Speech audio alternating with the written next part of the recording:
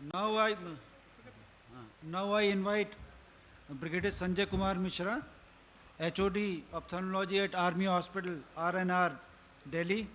He, for the listeners, he is the most decorated Armed Forces Medical Services officer.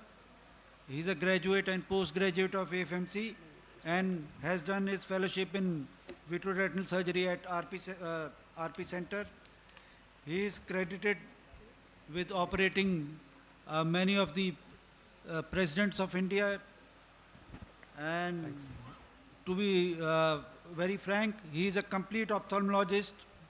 He is well versed with all the surgeries of cataract, refractive surgeries, posterior segment surgeries, oculoplasty, vitreoretinal surgery, you name a surgery, and he is an expert of this. Brigadier Sanjay Mishra, please. Thank you, sir, for the generous word. First of all, warm greetings from Army Hospital R&R. And as I always say that it's a pleasure to be a retina surgeon because it takes away all your fear for a cataract surgery. So you can be a fearless surgeon. So I'll be presenting on multifocal versus monofocal. This is the commonest doubt in a mind of a practitioner, that what lens, which lens, when to use, when not to use. It's very important in the surgery, what you're supposed to do and what you're not supposed to do. It's very, very important. You have to be very, very clear in your mind. I don't have any financial disclosure. We all know these are the basic history. We all know that how the intraocular lenses have evolved over years. And what are the characteristics of IOL, which has been evolved from square edge to round edge, to single piece to three piece, spheric, aspheric, biconvex, meniscus, plano-convex, acrylic, PMMA, Collamer, and silicon. The optical principle of a non-accommodative IOL, it's basic on two principles, that's the refractive and the diffractive principle. So in the refractive non-accommodative IOLs, we have two types, that is bullseye lens, where there is a concentric central ring which is for the near and which is surrounded by the distant vision. And endless, this is the 3 to 5 rings. The center one is for the distance. Here the center one is for the distance, surrounded by the near and again surrounded by the distant vision. The diffractive principal IOLs, they have a convex front anterior surface which is for the distance, and the diffractive posterior surface which is given the additional power for the intermediate and the reading. So we have this monofocal lenses where the complete light is used, which is originating from the infinity, and the diffractive principle where the light is broken into various parts where it is focused for the near as well as it is gradually dispersing for the intermediate region. So we have multiple studies which have concluded from the monofocal and the multifocal. The advantages of the monofocal lens that it gives you an uncorrected distal visual activity, which is very good. It preserves your contrast, and there are no glares or dysphotopsias. For the multifocals, it gives you a less dependence on glasses, a better uncorrected distance, intermediate and near vision. So what are the pros of a monofocal lens? That it does not generate halos, very, very important. The level of acceptance is very high. Almost everybody accepts a monofocal lens. The contrast or the MTR function of this lens is high. That means you have a good contrast. It guarantees a good binocular vision for the distance. It does not require any neuroadaptation. And for most of the activities, patient can see without glasses, but will definitely require glasses for intermediate and near vision. What are the cons for multifocal? That all the vision, if you see the distance, intermediate and near vision, may not be as sharp as compared to monofocal. But you do get everything, but slightly lesser than the monofocal. You're not very sure of your outcome. For this, you have to be 100% certain that your IOL power correction, everything what you've taken to think is perfectly on. You tend to get ghost images. the contrast is definitely on the lower side. It requires neuroadaptation, and if not centered well, can cause a monocular diplopia. So we have seen that as the surgical techniques, as the machines have advanced, so is the requirement and the expectations of your patients. You now have a very, very demanding patients, and they want everything, whatever best is possible, they want everything. And to cater for that, the quality of lenses have also gone a huge revolution. So the advances which we have seen from a multifocal lens, which earlier generation multifocal lens was not exactly multifocal, but it was a bifocal lens, where it was fixed for the distance and the near. There was no intermediate vision. And then came the trifocal, which had 3 points of fixation.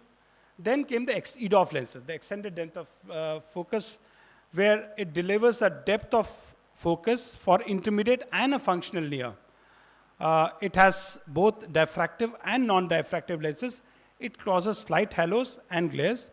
For example, like Symphony, Technis Symphony, Vivity, and Lux Smart. The monofocal plus lenses, this is not what is the vogue in monofocal plus lenses. It is a refractive monofocal lens with a modified optic to offer intermediate vision. The example is Technis IHands. And the continuous range of vision, that means it is hybrid kind of, it is both the EDOF as well as monofocal lens, so that you get a continuous range of vision. For example, Technis Synergy lenses. So what is a monofocal lens? Monofocal plus lens is which gives you, in addition to a quality distant vision, it gives you enhanced intermediate vision for patient to do daily tasks with less dependency on glasses. We have seen the near vision, what we have calculated is for 40 centimeters from eye, intermediate at 66, and distance at 4 meters. The criteria for intermediate vision is that the EDOF lenses requires to implant to have a monoocular distance uncorrected intermediate vision of 20 by 32, that is 612, in more than 50% of cases. So how does it differ? How does the monofocal lens differ from a true monofocal lens? If you see the characteristics of a monofocal lens is almost same as a monofocal lens. Where it differs is the design and material, that it uses a higher order A sphere. So when you demystify the optics of a monofocal lens, it could be a spherical aberration-based optic design or an aspheric optic design, zonal or non-diffractive design, and higher order aspheric design. We see that the spherical-based design, it causes the focus at different points, so the images are not sharp.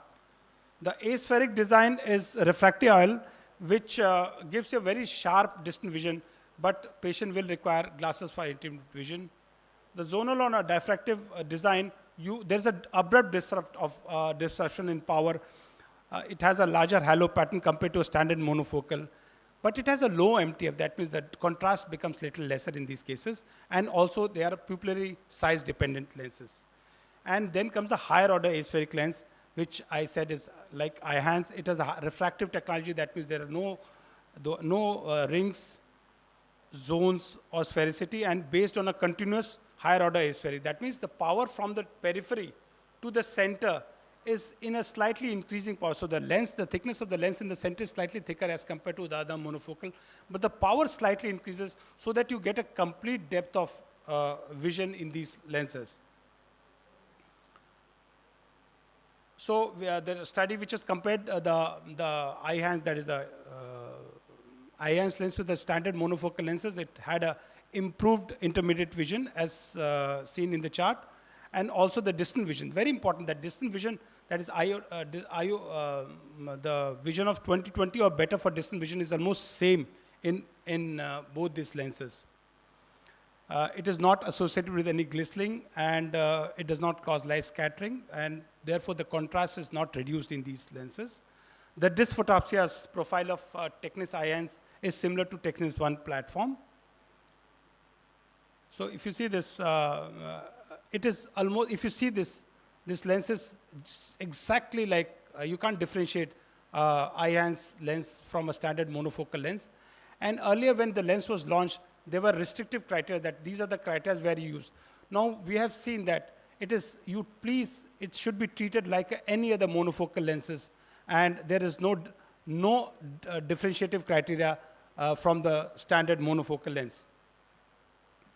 So what advantages it gives that you require intermediate vision for your day-to-day working. That means when you're doing your daily activities like shaving, you're reading your computers, you're working with a distance, you're playing cards, you're playing golf. These are things which you achieve with a very, very crisp results.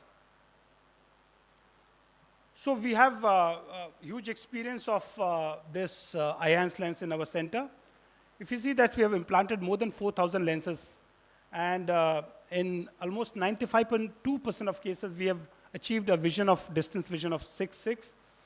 And intermediate vision is in 90.8% N10 vision. And in 10.2%, we could achieve N6, though its literature says that it's do not promise for a near vision of N6. But my experience that how we could achieve a good N6 vision is that you have to choose your patient and do a micro mono vision in these cases. Most of your patient will be happy with your micro mono vision. That is the dominant eye, you make it a 6.6 for the distance, and the non-dominant eye, you give a little myopic shift so that the patient achieves a good intermediate and a workable near vision. So this is, these are my two patients, most elite patient you can even think of. That you're operating on these two patients is a very, very huge challenge. The first thing, what I'm always asked, that which lens did you implant in these cases? So here are the cases where you don't want any complaint from your patient, because even the slightest of a complaint can create a lot of problems for you.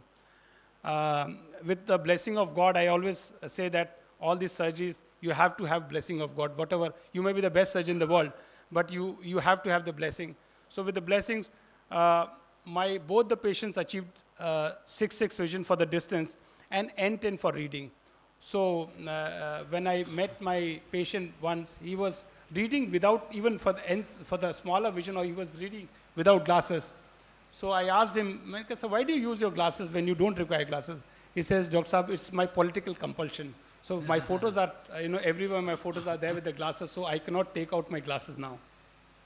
So on the lighter note, but both of them are extremely, extremely nice patients. They've been very, very humble, and it was a real pleasure and my honor to be their surgeon. My experience with other EDOF lenses, that I have used a lot of AIOC VVT lens also. So it uses a proprietary technology of I'm going a little overboard because I have saved time from my previous speakers. They finished off a little early, so I'm going a little extra time on this. So they use a non-diffractive option, and you have a two transition zone. So there is a zone 1, which is in the center, which is the slightly elevated smooth platform, and a transition zone, which is center. There's a bump in the center. Normally, you can't make out in the bump in these cases, but if you see carefully, when you're operating the microscope or seeing in a slit lamp, there's a small central bump. That bump is the thing which acts in these lenses. The dysphotopsia profile of both VVT and the AIOC IQ is almost same, that hardly any of these patients complain of dysphotopsia, that is a starburst or other symptoms. We have also used Lux Smart, which is from the Bosch & Lomb. It's based on pure refractive optics principle. It's a 4-point fixation. Again, it is got a peripheral region, elongated focus center, and a patented transition zone. So this is how it is. It's a beautiful lens, which fixes well, and there is no central bump, so you can't differentiate it from the other monofocal lenses. If you see, even under the microscope, you will see that it looks like a monofocal lens. The other one is the minimal lenses. We have used not much, but again acts on the same principle with almost similar results. So this is the last category, is that hybrid multifocal and EDOF lenses. That means it's got a combination of both the EDOF lenses and the trifocality, so that the patient gets a much better as compared to the other EDOF lenses. The other EDOF lenses like Symphony and all, the reading is little compromised. So again, you have to do a micro monovision. But these lenses like Synergy gives you a very better reading than the other EDOF lenses. So in conclusion, the intermediate vision is need of an hour in the current lifestyle. Photic phenomena is similar to standard monofocal, can be a good choice. Minimize ocular wavefront aberration and optimize retinal image quality. And these are the things you must do before performing surgery, that you have to select, especially if you're doing, these are things when you're doing if you're doing a monofocal lens, it's fine. But if you're doing a multifocal or EDOF lenses, you must select your patients. And they must be fitting into criteria of that they are fitting into, that they can be used, like should not have any corneal opacity, should not have an astigmatism. You need to counsel your patient well. Don't over-promise, because if you over-promise, the expectations are very high. Patients in all these multifocal lenses do have in immediate post-operative phase, they will have some problems. They will have rings, they will have halos, and you have to tell them that they have to bear with these halos and till the neuroadaptation happens, and they will become all right.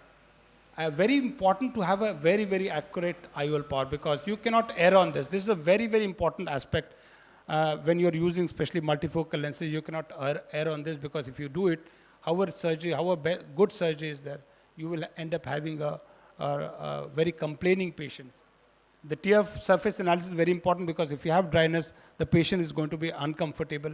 You have to treat your tear film or dryness before doing the surgery. And any other ocular pathology, like if the patient is a case of a glaucoma or a PDR, diabetic retinopathy, please avoid using a multifocal lenses. And choose your patient well, counsel your patient well, and you will have a very good results. And you will have a good people following, that people will follow wherever you go. People will come and, the word of mouth goes, and that's how you do well in your life. Thank you so much. Thank you, Brigadier Sanjay Mishra, for making the topic of choosing which IOL to use in the best manner one can explain. All the speakers are here. Any questions from the audience? Mike, please.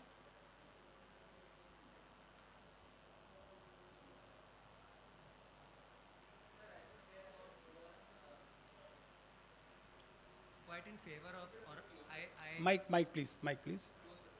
I felt that from your, you were very happy with the monofocal plus, if I am not mistaken. How does a monofocal plus near vision compare to a, let's say, a symphony VVT near vision? So as I said, a monofocal lens, like if you call it as a eye-enhanced lens, please do not promise your patient N6. It is not a lens which is going to give you N6. So always say that you will require glasses. But all these, remember these patients, never treat this patient as a monofocal lens, in the sense, if you give this patient an addition of 2.5 for reading, he's going to be a very, very unhappy patient, because the reading will become almost close to the eye. So all these patients, because of the technology, the reading is, you do not give an addition of more than 1.5. So if you do a little micro monovision, that if you go little myopic in the other eye, no, the literature of these lenses says that you achieve emmetropia in both eyes. But I have seen with more than 4,000, 5,000 lenses, you can go for a micro monovision, and you can have N8 vision. Still, you will not get an N6 vision. But how does it compare with a VVT, or I agree? No, definitely VVT will have a better reading vision. Yeah, 100%. Okay, because even VVT, we do not promise N6 for that. We probably exactly. So that's what I said. It will have a better reading. That's the near vision will be much better as compared to eye hands, because it is projected as a EDOF. It's a true EDOF lens. So there's a bump which I said in the center that uses that technology for give you a workable near vision. So it is not said near vision, but it is literature says a workable near vision. So if you have a 6.6 and an N8 in one eye, you can go for a 6.9 and N6 for the other eye. So when the patient is reading binocularly, he's with a little increase in the, ask the patient to go little, increase the distance. So at a little more distance for reading, he can most of the time do a, especially like laptop or even mobile work comfortably. But if you say that you go for reading newspaper, he may have little problem reading newspapers. I fully agree. I also tell them to increase the illumination. Yes, that's very important to tell the patient to increase your light so that more light is available to all your patients. Because all these lenses, the contrast goes down as compared to the normal monofocal lenses. The contrast is slightly lesser. So you have to tell the patient to increase little brightness so the patient will become more comfortable. And one last comment. If I used to tell them that you may read. Now I tell them you will not read without glasses, because I have had patients, when you have told them that you have told me you may read without glasses, I cannot. The reverse is when I have told them you will not read and they say, I say, oh wow, then God has given you very good eyes. This is how you convince your patient and win over your patients.